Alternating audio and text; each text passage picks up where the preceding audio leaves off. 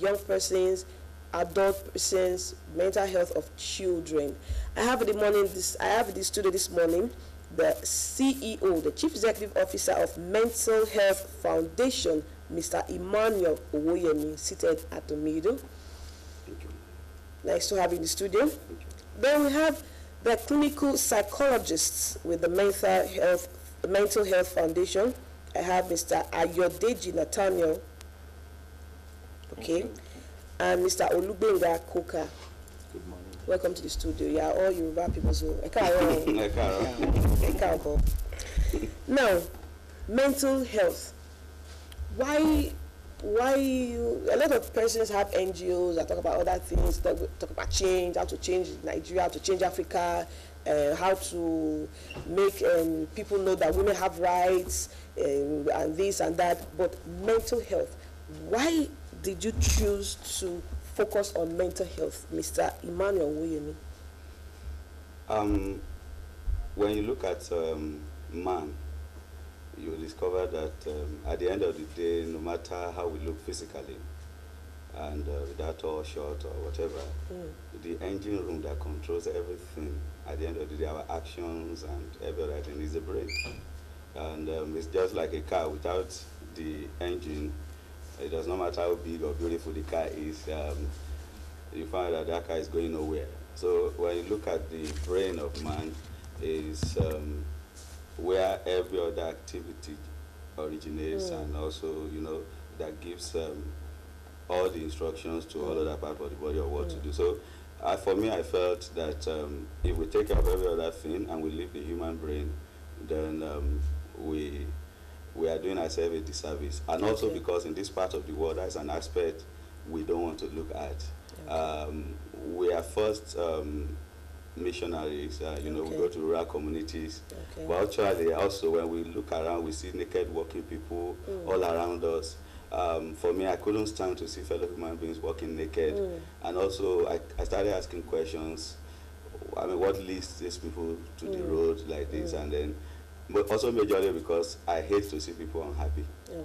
I hate to see people unhappy. And that's a and I mental think, state yes, also. that was a drive that began to push me to say, let's do something about this. I mean, also because I realized by my own investigations that most people that have mental illness does not respect anybody. Whatever is your educational status, your race, your color, anybody can be ill. I mean, a lot of lawyers, a lot of doctors, a lot of engineers, on the road, politicians, and even children of the richest of people are mentally ill. So for me, because of that, I knew that most people you see on the road that are naked, some of them might even be having their PhD. So, and but when you see that when people become mentally ill, it's as if they are no longer human beings. They are treated as if they are no longer part of us. That's as if within, stigma. Yes, yes. So because of that, I just felt somebody should do something about it. Actually, say I'm going to do something about it. Okay, now you have a program coming up, Youth Empowerment Support for Mental Health, which is called Smart. What's the name of the program you're having now? Yes, for mental health. Yes, for mental health. Now, I want to ask our psychologists. Mr. Manuel just talked about that stigma, you know, that comes with mental health issues, you know, or let me put it in the layman's way, that comes with craze. You understand? We cannot shy away from that name, because when somebody starts acting abnormal, you know, like a man gets up in the morning and takes off his clothes and walks outside his house, hitherto be before normal person, the first thing that comes to people's mind, he don't decrease. So we cannot shy away from that name, he don't decrease. So it's just that to remove the stigma a bit, we say mental health. He is mentally imbalanced and all that, but point blank, he don't decrease. Now, mental health, or this thing, this craziness, why has it become such a thing that people dread other people to know somebody in their family has that issue? Thank you very much. Like I want to say, there have always been misconceptions about mental here. Even when people don't want to hear, when they hear the word mental, you know, I can recall my experience when I just walked into a bank last 2 weeks, and I gave a check, and they look at it, mental health, and the woman look at me dazed. Mental. If What? you are normal. What's mental? I just relax. Because that word, you know, have been associated with what? Threat. And that's one of the reasons why we are here, to help people to see the positive side of it. Now, mental health, like I told her, I said, now, mental health is the need for all human beings, like he has said. And also, we should know that within seeking the act for mental health, there's also mental illness. So we are promoting mental health, which is for everyone, and also preventing mental illness. And also for those who actually maybe, or the others, and you know, have challenges of mental illness. Now, we should be able to see it in the right perspective, that everyone is in a quest for mental health. Is a continuum, and there are factors day by day that is affecting, that is, you know, challenging us, that may make us drag back to the positions of mental illness. So everybody is at risk to it. The fact that someone has a mental health challenge does not mean he's not a woman. Okay. So that labels, we should see beyond the label. We should see the person. And when we begin to see the person, it helps even to facilitate recovery. Because if actually we continue to just look at the label, instead of actually doing good to ourselves, we are doing bad, not only to that person, because doing the bad to ourselves, because the person begin to react negatively, which actually may make that person also might be a victim of that reaction. Why I'm breathing, I'm part of you. Why? And that question may make that person react. But when we see it in the right way, that okay, even though this person have this challenge, does not mean that is the end of the world. Then we will actually know what we need to do to be in support of that challenge that will promote that. I think I'm going to, on a lighter mood now, I'm going to say, you know, we watched a lot of home videos where the repercussion or the revenge or the nemesis of the wickedness of somebody usually ends in madness. You say, after the person has done so much evil, amateur will not strike the person with madness and start going about the street. So lots of times, some people see mad persons, some people see, let me use the word mad person so that our viewers will know what I'm talking about. And the first of all, they think this person must have been a wicked person. He go don't do bad. Well. Now I want to ask you, before somebody goes mental, before somebody goes, nuts, gaga, what happens in the brain? Are there signs, at least some signs that you could know, that people could see, that they would have said, oh, he behaved like this, or he did like this, you should have known that it was going to end like this. So what are those signs that one could see? Thank you very much. The thing is that, like every system, human body is a combination of so many organs, so we refer to it as a system. So as it is, every system, just like in a vehicle, the engine doesn't just pack up. There will always be signs. Yes. For sometimes it takes an experienced driver to know the signs of a vehicle. And even little children play with things like transition or from a gear to another gear. You see them do even without knowing it. So the same thing with the human mind. At a particular time when the vehicle is supposed to move from 1 to 2, if you don't change gear, it begins to affect everything about it. The same thing with the human mind too. There are several things that actually speaks about the transition, the need to actually transit from one phase to another. You see, a man, however, there's really nobody like a workaholic. Everybody must have a time to rest. I mean rest. Sometimes people confuse sleep and rest. People does not necessarily rest when they sleep. So when you miss rest, regardless of the length of hours you have for sleep, you have missed everything. Okay, you now let us know the rest and sleep. Because people don't say, I want to go rest. He's saying that he wants to go and sleep. So please give us the different Which one is sleep and which one is rest? Okay. To close the eye and be in another state altogether when the body is seemingly motionless, but the mind is very busy, thinking very busy, that is just sleep. You understand? At a point where the mind, after could be however short it may be, when the mind is refreshed, you understand, that is the basic thing about rest. Some people can watch TV from morning to night and they are resting. You understand? So everybody, the human body is dynamic, and there's something we call individual differences. So if a person is able to, after a while, gain his physical strength back, and the strength, every human strength starts from the mind. Once your mind is back intact, after a short period of break to doing whatsoever, you may be reading novel, you may be actually be taking a nap or whatsoever, at that point you say that person has actually rested. But the person that wakes up in the morning or after a long time of closing the eyes or sleeping, and he starts sweating profusely, or maybe like you earlier said, maybe you woke up at the wrong on the wrong side of the bed and stuff, you wouldn't say such a person has rested. The person that he will tell you, during my sleep I went to social place, I saw myself at this, and at the end of the day, he's early in the morning is complaining that my body is just aching, I don't feel like going out today. Then how do you say such a person has rested? If the essence of either to sleep or to rest, the essence is supposed to be to recuperate that period of the time when every organ in the body or the worn out tissues in the body is being replaced and repaired. So once that is not achieved, we wouldn't say that person has rested, though he might have slept. Okay.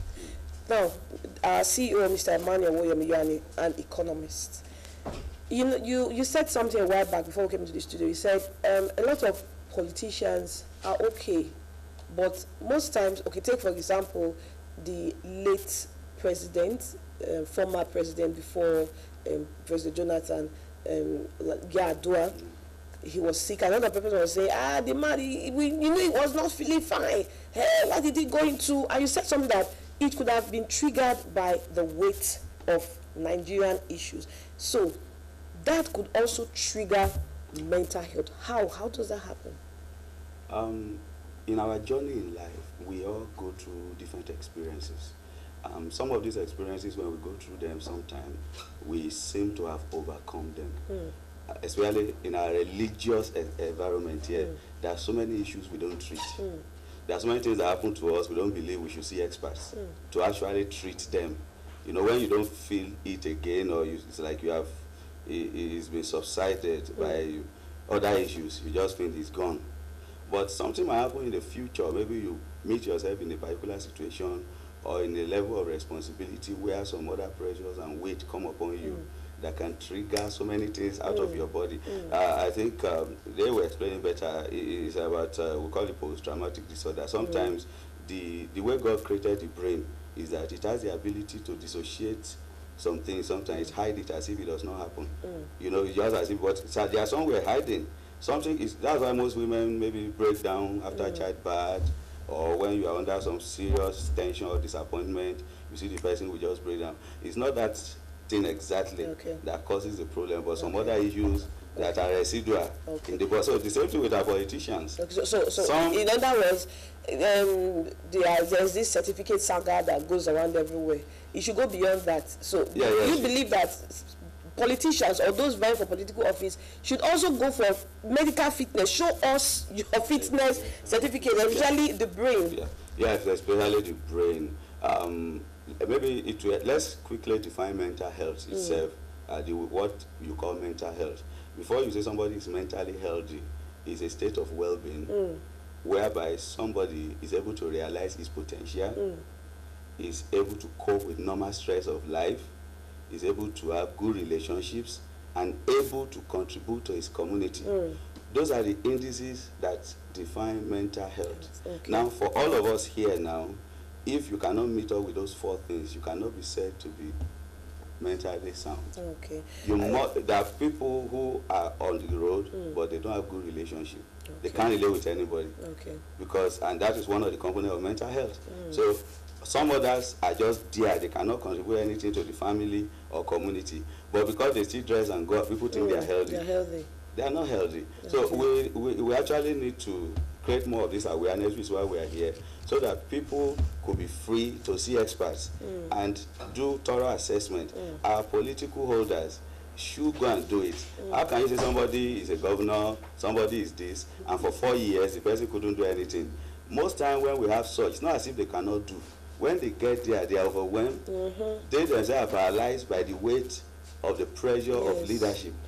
It now will bring out everything that is in them. So you have found that you are abusing the person, but the person you are abusing is not happy, but cannot do anything just because there are no thorough assessment. A lot of them throughout those 4 years are going for medical checkup almost every day, but they cover up with parties and all those. You will know that they are not healthy. Okay. So I think we should put that forth instead of all these propagandas that we're taking up on that. I think that's the transparency that we're talking about in Nigerian politics, because in the Western world, I read about President Obama and his wife and their children going on vacation.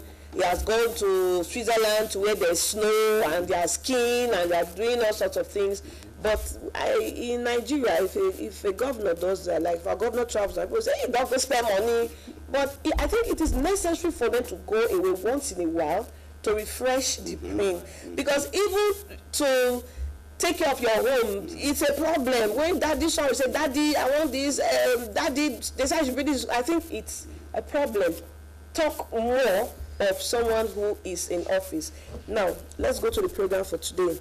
Yes for mental health. Who is your target audience?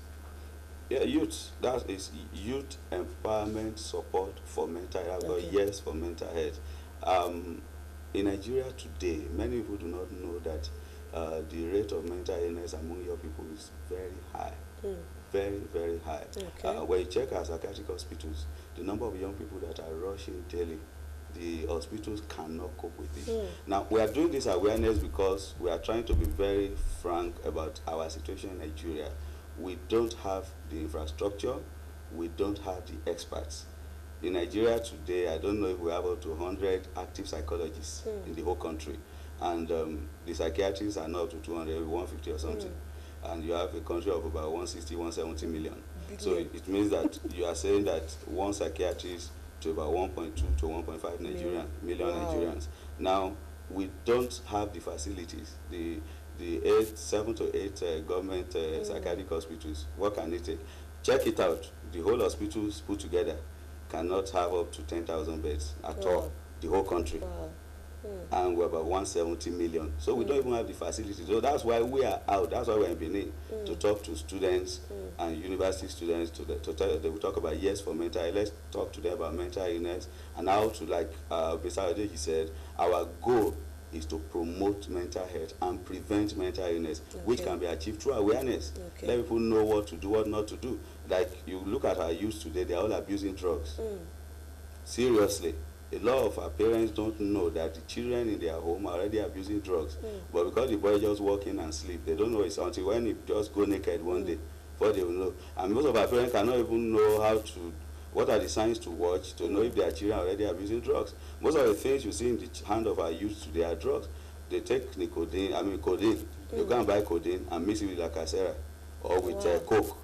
So when they are drinking Coke, you think they are just drinking ordinary Coke. No. Now, when you are giving codeine, you are supposed to take maybe 2 spoons, things like that, 3 times in a day. But our young ones will take codeine, a whole bottle, and drink it at once. Just to be high. To feel high. And that they continue to practice every day. Now, I'm saying that because when you don't see your child with Indian hemp, you just say, oh, thank God my child knows they do them. But that's not it. There are a lot of things our youth are abusing that are even worse than Indian hemp. Okay, so where's the venue? What's the time? The workshop starts by 10 a.m. this morning. Registration starts by 10 a.m. at Church Unusual in GRA. Yeah, that's what we're having. It's for young people. We're inviting all young people. Thank God today is holiday. Let all young people, youth between, let's say even from 15 or upward, can come in and get placed. We have a lot of experts who are coming. And then we'll also have a panel discussion where young people can ask any question they want to know about mental illness. Then the experts from Benin here and those ones that came from Lagos with us will be able to answer those questions. So are parents allowed to come? Parents can come. It helps because when they know all these things, it helps them to watch their children more and not even be able to. If a part of it is also what to do when somebody breaks down. Okay. How to even know someone has broken down? Yes. Okay. Well, if you are just joining us, we have been talking with the Mental Health Foundation, the Chief Executive Officer, Mr. Emmanuel Owoyemi, and the clinical psychologists who have been here so graciously talked about what happens in the brain when somebody goes gaga. So when somebody goes crazy, when he's mad, what happens in the brain? Something happens that will make somebody goes mad, spiritually or physically. Even if they say it's a spiritual thing, something happened in the brain that made that person go mad. So we've had Mental Health Foundation officials in the house this morning to talk to us about that. And they are having a program today, yes, for mental health. The health segment, the Daybreak Thursday is all about health, your health. How to stay alive, how to keep fit, how to live, how to be alive. So if you are walking around, some people are walking around, they are not okay. Sometimes they answer you, you wonder, something happened to the person this morning. Yes, something actually happened to that person, and it happened in the brain. A lot of people will say, my mind. The mind is the brain. When you want to talk about mind, we usually touch our chest. So my mind is full of joy. Your mind, your head